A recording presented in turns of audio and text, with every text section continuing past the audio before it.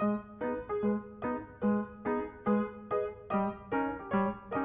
essayé de faire une histoire réaliste. Bon, jusqu'à preuve du contraire, les zombies ça n'existe pas encore, en tout cas on sait jamais, mais pour l'instant ça n'existe pas. Donc réaliste ça veut pas dire réel, ça veut dire que j'ai eu envie de vous faire croire que ça pouvait être réel. Un écrivain a plusieurs techniques pour ça.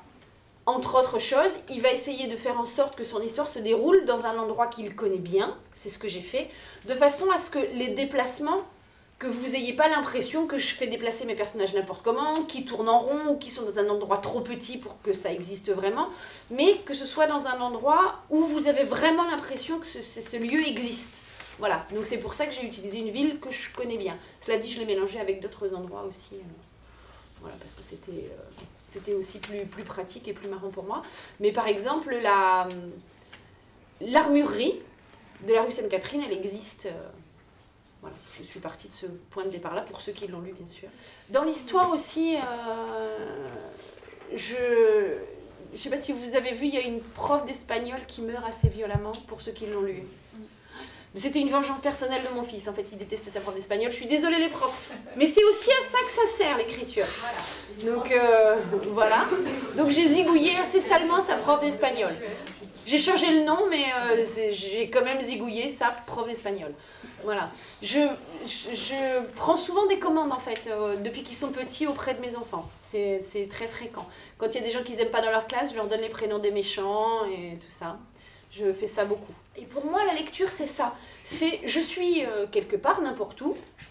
Par exemple, je sais pas, quand j'étais petite, je venais de me faire engueuler par mes parents, punir pour une bêtise ou quoi, je me retrouvais dans ma chambre, je prenais un bouquin, et au lieu de me retrouver punie dans ma chambre à m'ennuyer, je me retrouvais au milieu de la jungle amazonienne à combattre, je sais pas moi, des reptiles géants qui m'attaquaient.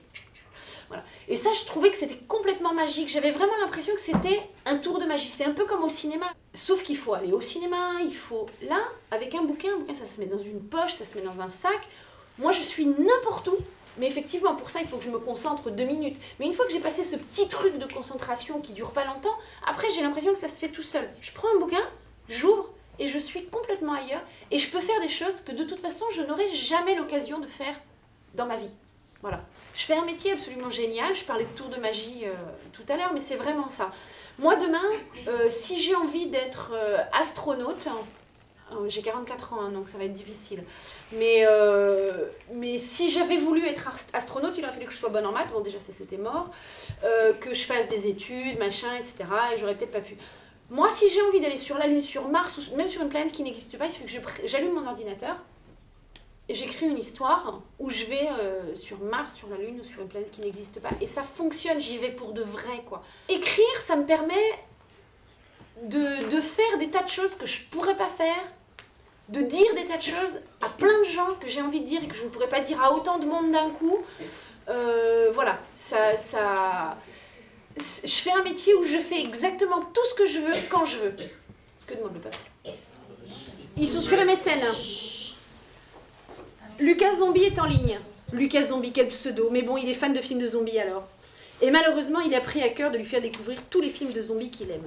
Voilà un des défauts de son petit ami. Car Margot déteste les films de zombies. Elle déteste les films d'horreur en règle générale. Elle trouve ça puéril, écœurant et sans intérêt. Mais par amour pour Lucas, elle a avalé des tonnes d'images avec des monstres sanguinolents qui courent des survivants ou se font sauter la tête à coups de fusil. Margot pose les doigts sur le clavier. Je lis très mal, je suis désolée. Lucas, c'est cool que tu sois en ligne. Ton portable est réparé? Depuis quelques jours, Lucas accumule les problèmes. D'abord, ses parents l'ont puni pour 2 ou 3 mauvaises notes. Obligation de rentrer directement après le lycée. Il est privé de son ordinateur et cerise sur le gâteau, son portable a cessé de fonctionner. Il n'a même pas eu le droit de sortir le week-end précédent. Ça fait plus d'1 semaine qu'ils ont à peine communiqué. Pas étonnant que Margot ait été si sensible aux affirmations débiles d'Ava et Saklik. Elle scrute l'écran avec une nervosité croissante. Pourquoi ni Pauline ni Lucas ne répondent-ils? Soudain, un message s'affiche. « Coucou Margot !» Une vague de chaleur envahit la jeune fille. Quelle idiote, quelle idiote, quelle idiote, elle s'en veut d'être aussi bête. Comment a-t-elle pu douter? Elle compose une réponse. « Tu vas bien? Ton portable est réparé, je peux t'appeler ?» Elle fixe la page Facebook avec un espoir neuf. Elle donnerait n'importe quoi pour entendre sa voix. Les minutes passent, pas de réponse. Rien non plus du côté de Pauline. Elle a dû se connecter et sortir de sa chambre, c'est tout à fait son genre. Margot tapote le bord de son bureau. Elle a des picotements au bout des doigts. Elle s'apprête à renvoyer un message quand...